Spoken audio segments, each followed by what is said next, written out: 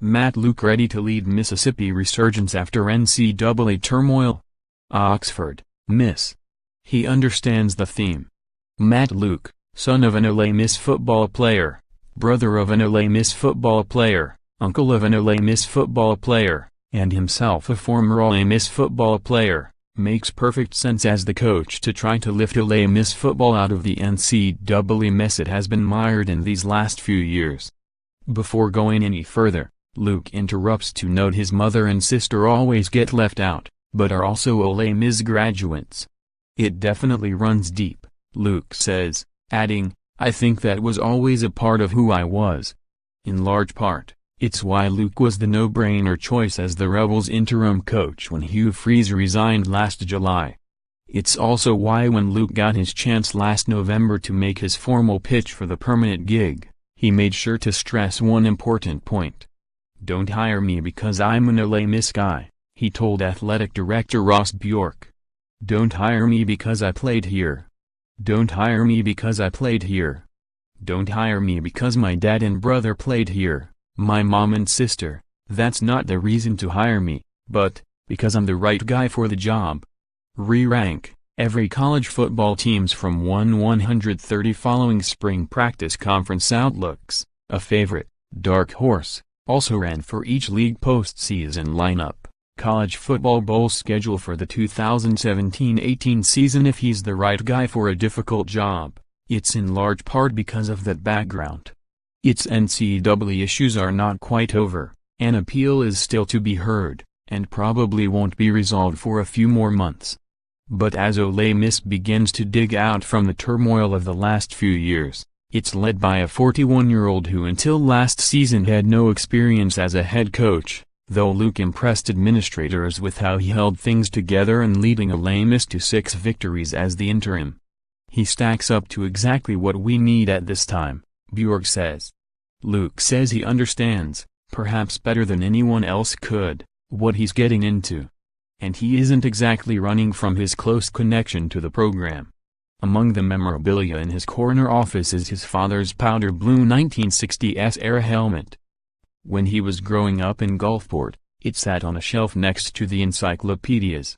Now it's the centerpiece on the coffee table in a sitting area where Luke entertains recruits.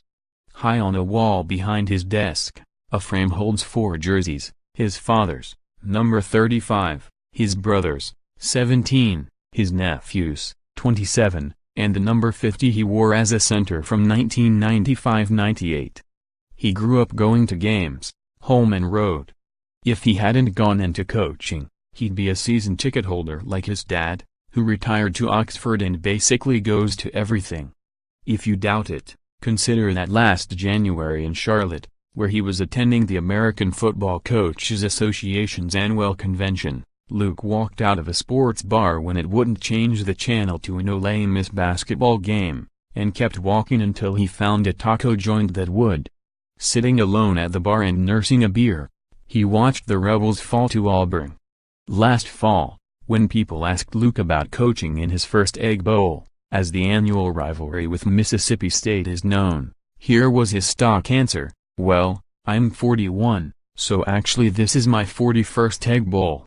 He also didn't run from the difficult task handed him last July. Luke says he saw the interim position as a 6-month interview to get the job, which provided him a leg up on other candidates who got a 3-hour interview. There were plenty of data points. Freeze had been suddenly ousted after what Ole Miss officials called a pattern of personal misconduct involving calls made to his court services. There was already a self-imposed bowl ban for recruiting violations, and the NCAA's final verdict from a years-long investigation was looming, too. When it was announced in December, the bowl ban was extended through 2018, along with further scholarship reductions and other penalties.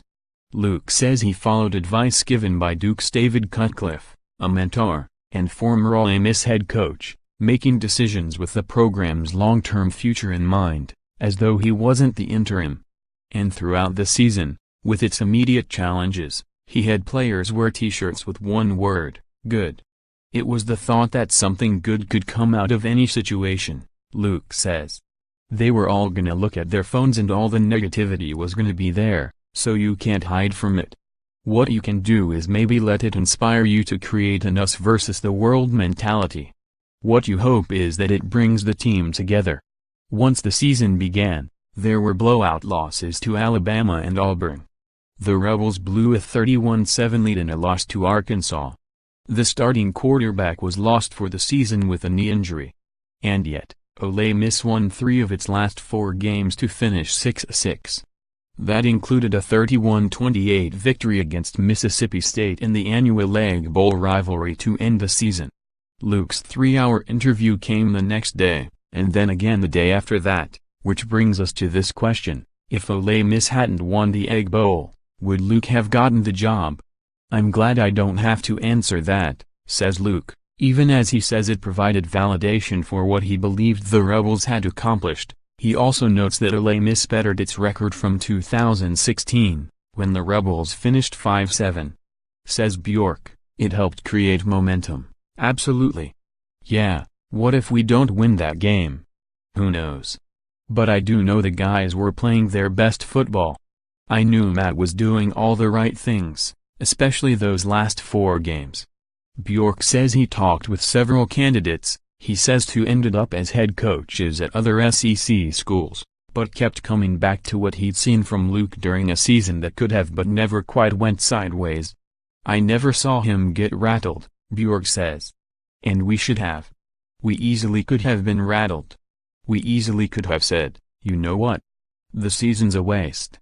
There's no bowl game, we lost our starting quarterback, we have nothing to play for, we have an interim coach."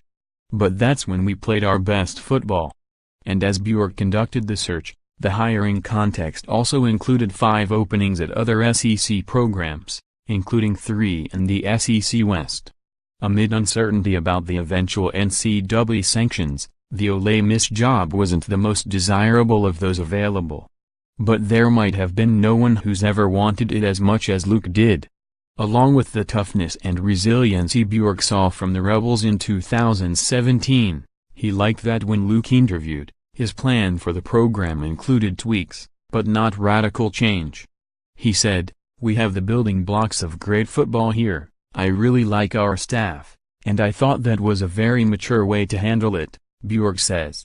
"So we just said, you know what? This is the guy we need." Ole Miss' appeal to the NCAA should be heard this summer. The Rebels hope to have the 2018 bowl ban lifted and several other sanctions lightened. Regardless, Bjork says the mood surrounding the football program lifted with the clarity of knowing its NCAA fate, and he credits Luke and the coaching staff for creating momentum with that 2017 success. "I think it made a statement that we're here, we're not going anywhere," Luke says. "The worst has obviously passed. You could feel the clouds kind of moving away and us being able to come out of this thing." Images from college football spring games.